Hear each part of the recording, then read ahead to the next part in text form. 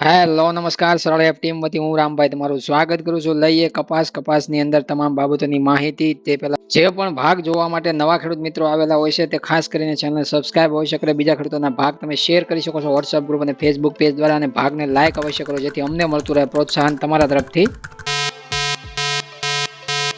કપાસ બજારની અંદર શુક્રવારનો માહોલ જોઈએ તો બજારમાં આજે છે નહીં તેજી નહીં મંદી. કપાસના ભાવ ઉપર છે સ્થિરતા સાથે વેપાર જોવા મળ્યો હતો, જેમાં અમુક ક્વોલિટી વાઇઝ છે ડિફરન્સ જોવા મળે છે, પણ સારી ક્વોલિટીમાં ભાવ મજબૂત ટકેલા હતા. બાકી છે અધર ગ્રેડમાં 5-10 રૂપિયા ઢીલા પણ જોવા મળ્યા હતા. એકંદરે જોઈએ તો કપાસિયા બજાર મજબૂત છે, કપાસિયા ખોળના ભાવ પણ મજબૂત છે. એવી રીતના ઘાસડીની પણ આગળ ચર્ચા કરીએ. પહેલા કપાસના ભાવની ચર્ચા કરી લઈએ તો આજે બી ગ્રેડ નબળી ક્વોલિટીમાં જોઈએ તો 1025 રૂપિયાથી લઈને 1235 રૂપિયા સુધી છે ભાવ જોવા મળતા હતા. એવી રીતના સારી સુપર મધ્યમથી જોઈએ ક્વોલિટીની અંદર ભાવ છે 1250 રૂપિયાથી લઈને 1475 રૂપિયા જે જોવા મળતા હતા. એમાં અમુક વિસ્તારોમાં છે 5-10 રૂપિયાનો છે એ ક્વોલિટીની અંદર ઘટાડો જોવા મળ્યો છે. એવી રીતના જોઈએ તો સારી એવન સુપર એક્સ્ટ્રા ક્વોલિટીની અંદર 1470 રૂપિયાથી લઈ અને 1570 રૂપિયાના ભાવ છે જોવા મળ્યા છે. એકંદરે અમુક વિસ્તારોમાં છે ક્વોલિટી વાઇઝ છે 5-10 રૂપિયાનું દબાણ જોવા મળ્યું અને સારી સુપર ક્વોલિટીમાં ભાવ ટકેલા જોવા મળ્યા. એકંદરે કપાસ બજારમાં છે ન્યુટ્રલ વેપાર જોવા મળ્યો, નહીં તેજી નહીં મંદી. બજાર સ્ટેબલ છે કપાસનું જોવા મળ્યું છે ભાવની અંદર, અને એ પ્રમાણે જોઈએ તો વેચવાલીનું પ્રમાણ છે 2,30,000-35,000 સુધી છે પહોંચતું છે આજે જોવા મળ્યું છે. ગુજરાતની અંદર એવી રીતના જોઈએ તો 12 ડિસેમ્બરના રોજ છે અલગ અલગ રાજ્યની અંદર છે હાજર બજારમાં ઘાસડીના ભાવની અંદર ગ્રેડ વાઇઝ છે સુધારો વધારો જોઈ લઈએ.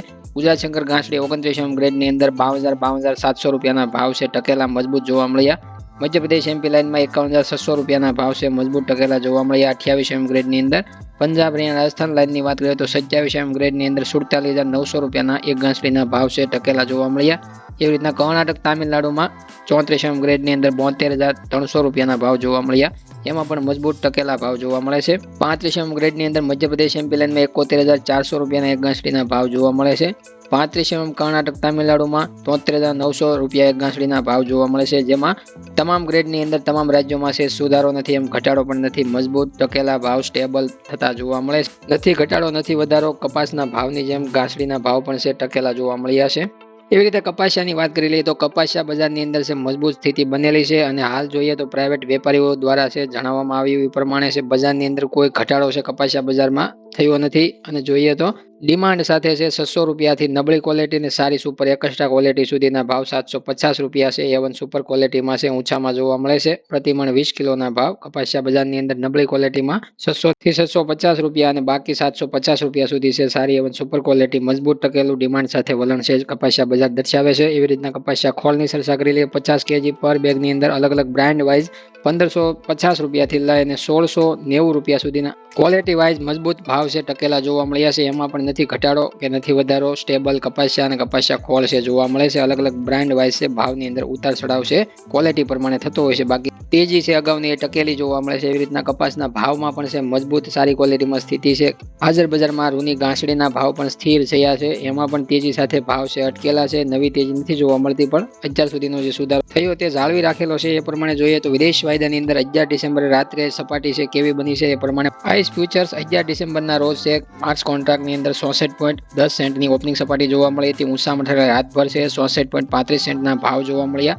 લોઅર સાઇડ તળિયાના ભાવ 63.89 સેન્ટના જોવા મળે છે. સેટલ થયો વાયદો 63.97 સેન્ટના લેવલે 0.15 સેન્ટનો મામૂલી ઘટાડો જોવા મળ્યો. 1,82,087 વોલ્યુમ કોન્ટ્રાક્ટ સાથે છે ઇન્ટરડે લેવલની સ્થિતિમાં 0.15 સેન્ટનો ઘટાડો આપણે માની શકીએ. એવી રીતના ફરીવાર આજે 12 ડિસેમ્બરના રોજ ઓપનિંગ ધારણા જોઈ લઈએ તો એની અંદર તમે જોઈ શકો 12 ડિસેમ્બર 2025 6:49 વાયદાની અંદર 64.20 સેન્ટની ધારણા મૂકવામાં આવતી હતી, એટલે કે 0.23 સેન્ટનો સુધારો છે ઓપનિંગ ધારણામાં જોવા મળ્યો છે. રાતભર સ્થિતિ વાયદાની અંદર શું થાય છે એ આગળ આપણે જોવાનું રહેશે, પણ એકંદરે જોઈએ તો વિદેશ વાયદા બજારની અંદર પણ આગળ આપણે રિપોર્ટ જે 2 દિવસ પહેલા સમજાવ્યું એ પ્રમાણે ન્યુટ્રલ સ્થિતિ જોવા મળે છે. 15-20 સેન્ટનો સુધારો જોવા મળે, અમુક દિવસમાં 15 સેન્ટનો ઘટાડો જોવા મળે, તો 10-20 સેન્ટના ફારફેરમાં છે વાયદાની સ્થિતિ બનેલી છે.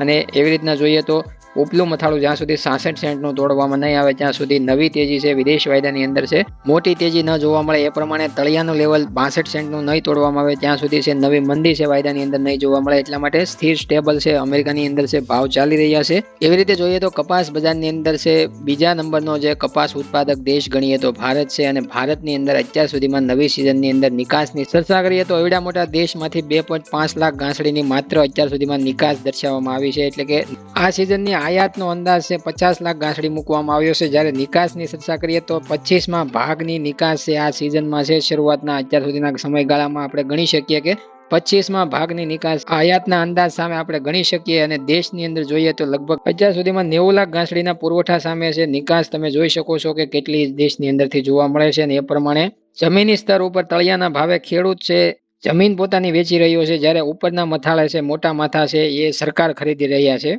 હાલ આ દેશની અંદર છે ઉત્પાદનની અંદર આપણા દેશમાં છે રેશિયો કેટલો ઘટેલો છે, અને ઉત્પાદન છે વીઘે જોઈએ તો આ સિઝનનું 10 થી 12 મણ છે, અથવા તો વધારેમાં વધારે ગણીએ તો 15 મણ લાસ્ટમાં છે એવરેજ નીકળી શકશે.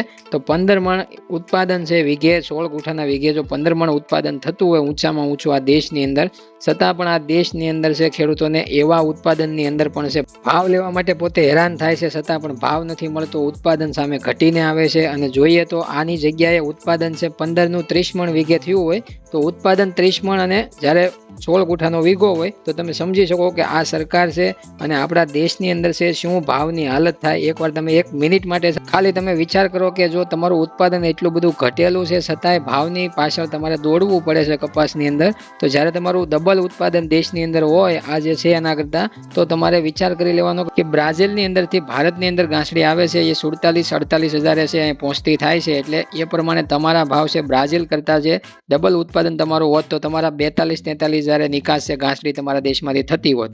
એવી રીતે અમેરિકાની ચર્ચા કરીએ તો ત્યાંથી 46 હજારની ગાંસડી તૈયાર થાય અને ભારતની અંદર 48-49 હજારે અત્યારે હાલ બધા ખર્ચા સાથે છે પડતી હોય ભારતની અંદર. તો અત્યારે તમે વિચાર કરો કે તમારા ડબલ ઉત્પાદનમાં તમારી ગાંસડી છે ભારતમાંથી કેટલા હજારે છે વેચાઈ શકે, અથવા તો ભારતમાં તમારા કપાસના ભાવની હાલત શું હોય. કારણ કે તમારા ભાવ છે હાજર બજારમાં ગાંસડીના નીચા કરે તો જ તે નિકાસ બહારના દેશોમાં થવાની છે. તો 45 હજાર નીચે છે ભાવ તમારો લઈ જવો પડે, એટલા માટે 42-43 હજારે ગાંસડી છે તમારી ભારતમાંથી નિકાસ કરવા માટે બીજા દેશોની હરીફાઈ કરવા માટે લઈ જવી પડતી હોય છે, ત્યારે તમારી બહારના દેશોમાં વધારે પડતી માંગ છે સસ્તા ભાવે થઈ શકે.